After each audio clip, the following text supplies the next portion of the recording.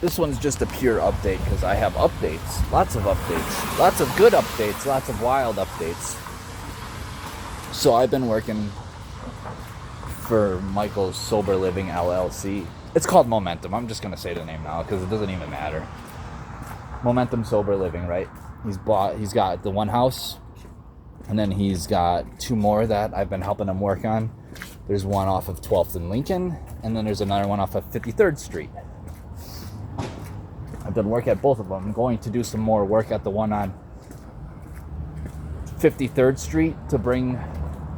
There's a bunch of exercise equipment down in the basement, like a treadmill, an exercise bike, weights to lift. Like, there's a bunch of stuff.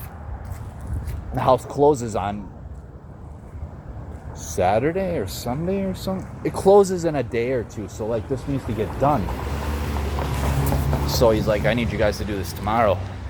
I'm gonna rent out a U-Haul with a nice big cab. Mario can drive it. You and Tavares can help load it. I think we can do it in one run. And I was like, I got my counselor appointment in the morning. And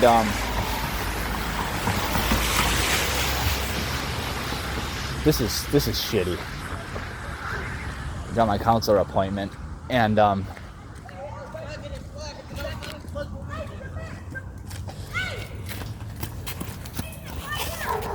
don't get no fuck. and Hey, Jayden, come back! Jayden, come here, that's your dad.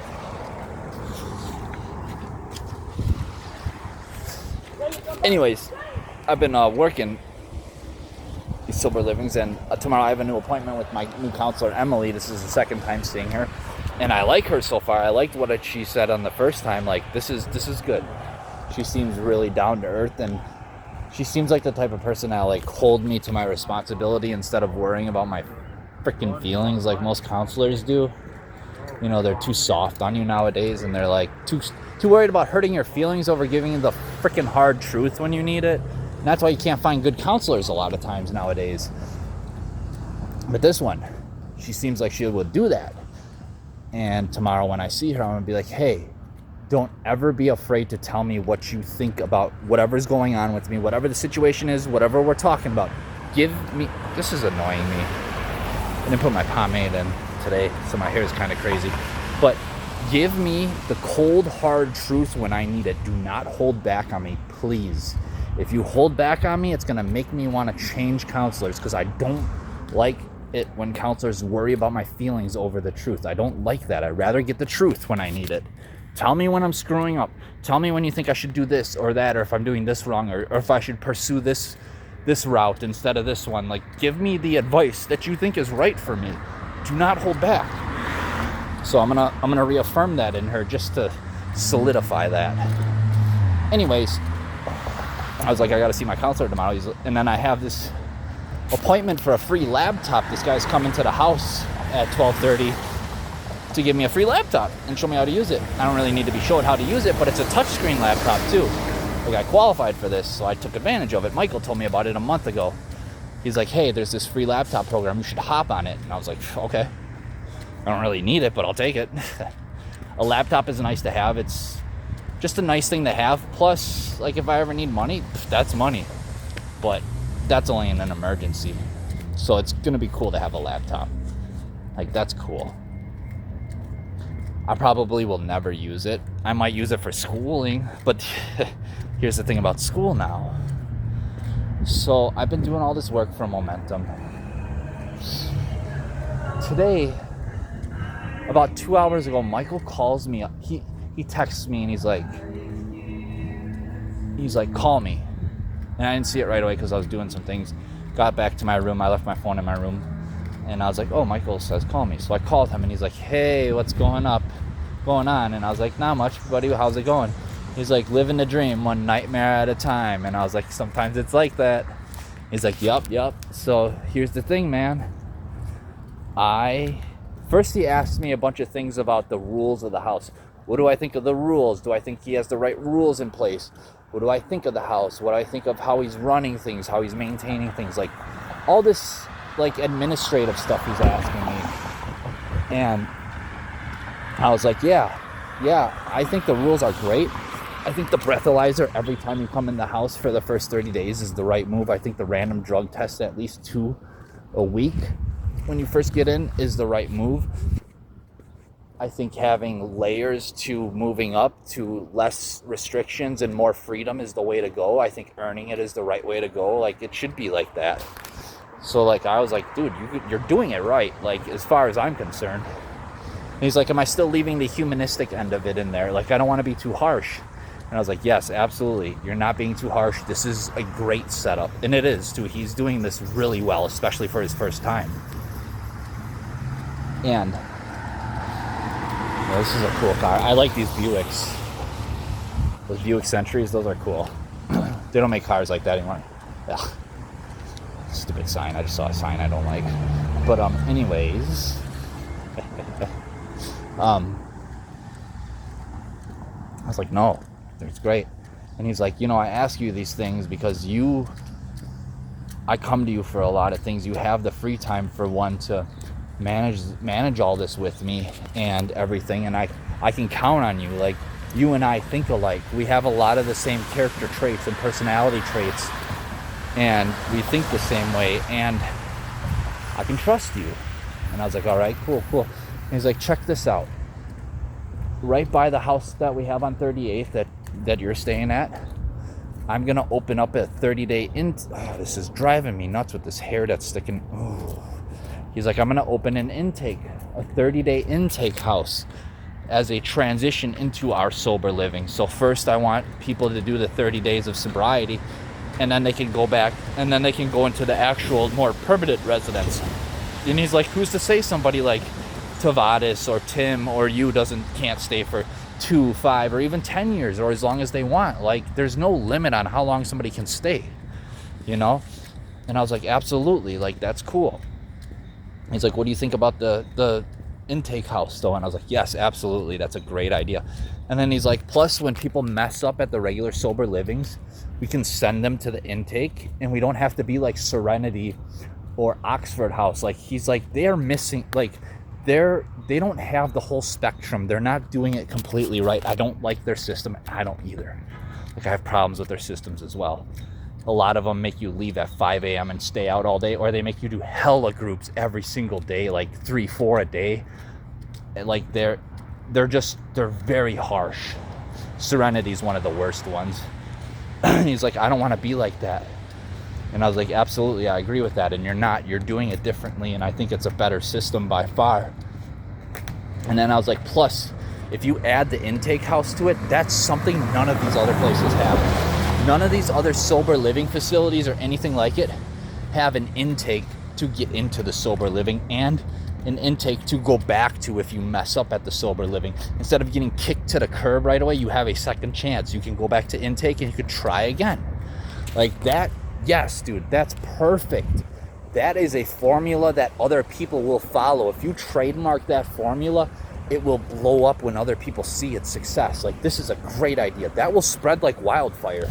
Mark my words, in 10 years, if he does that, and he's going to do it, he's already said he's doing it, in 10 years, plenty of other places are going to do that. Like, just watch. Like, this is good. This is a good system. And he's like, I need a manager for this house. Would you like to do it? And I was like, yes. He's like, it's going to come with a lot of responsibility. You'll have to live there. You'll have to watch over these people, and I'll have to do things like give drug tests, give breathalyzers. I'll have to watch cameras, just randomly check them, and then I'll have to check cameras when disputes or things that are missing come up. And he's like, plus you're going to have to be willing to snitch. Remember how when you first moved in, you were a little hesitant to snitch on Luke for being drunk? And I was like, yeah. And he's like, well, what about now? What would you do?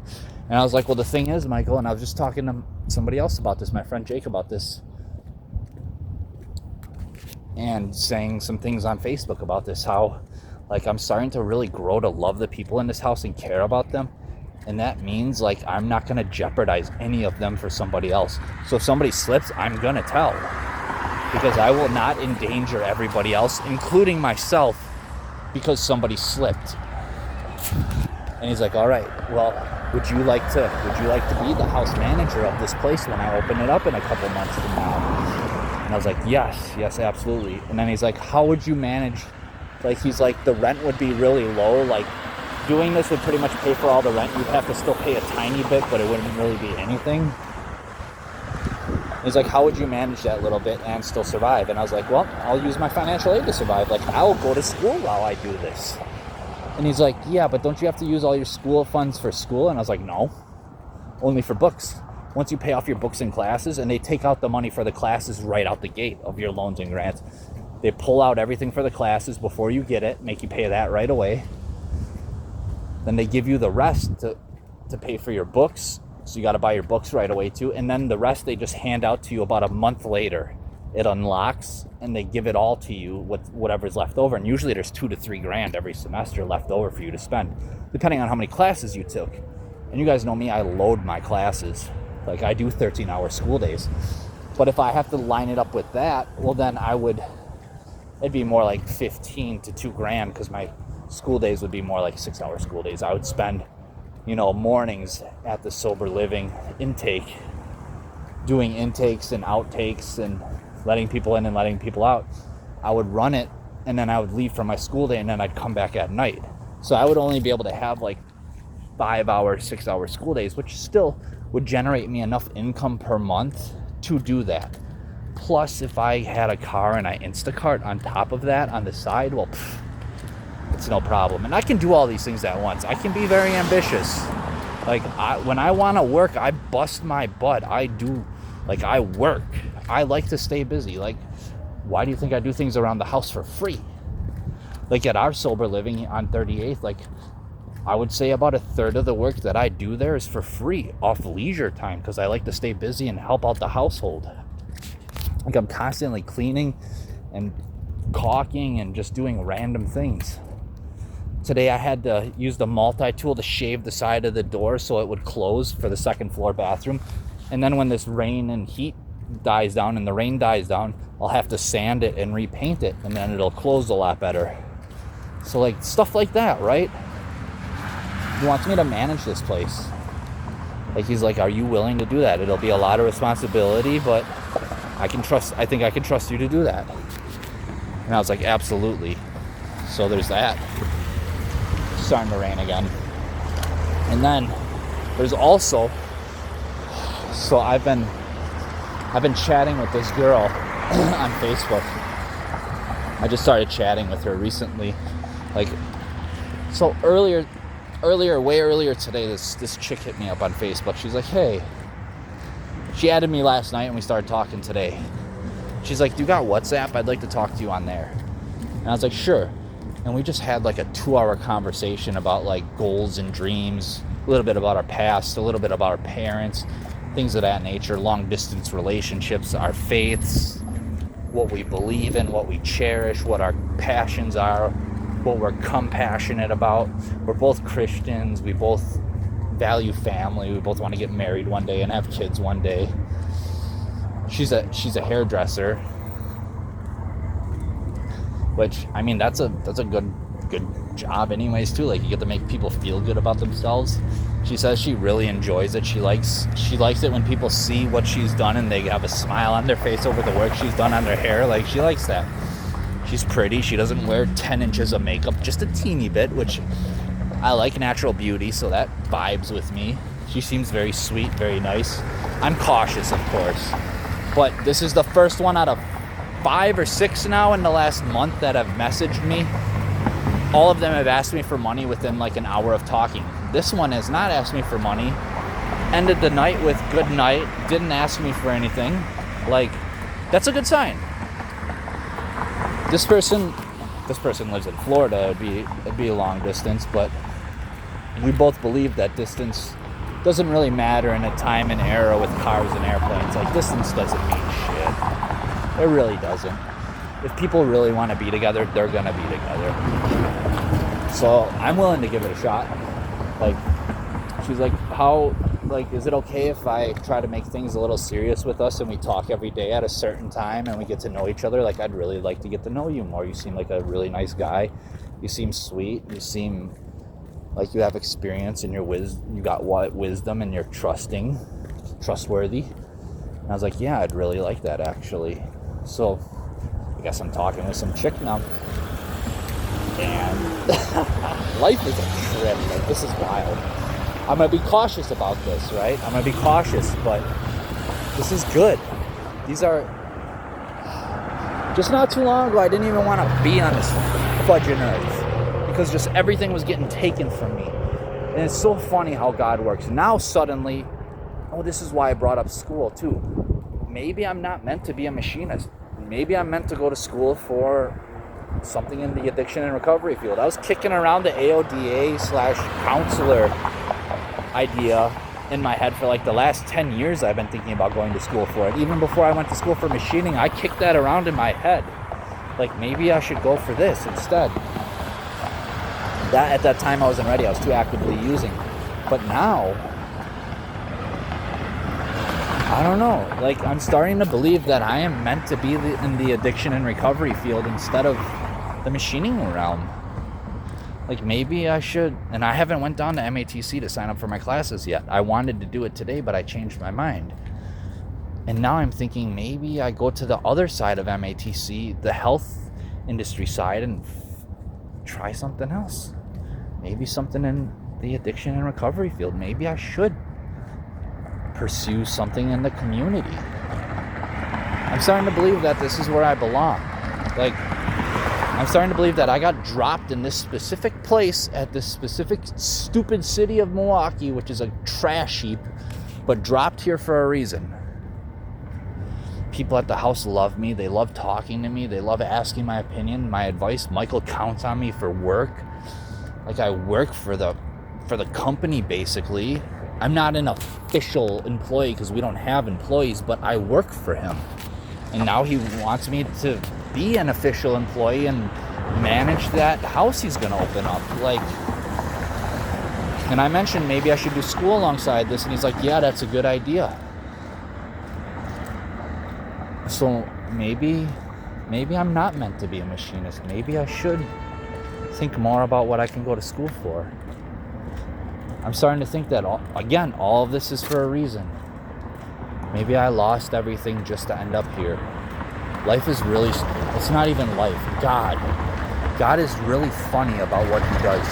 He has a very, very divine, cosmic sense of humor. He really does. Like, the way he organizes things to fall into place sometimes is frustrating, but extremely hilarious sometimes. And I'm starting to think like this is maybe this is what I'm supposed to do. Yeah, updates.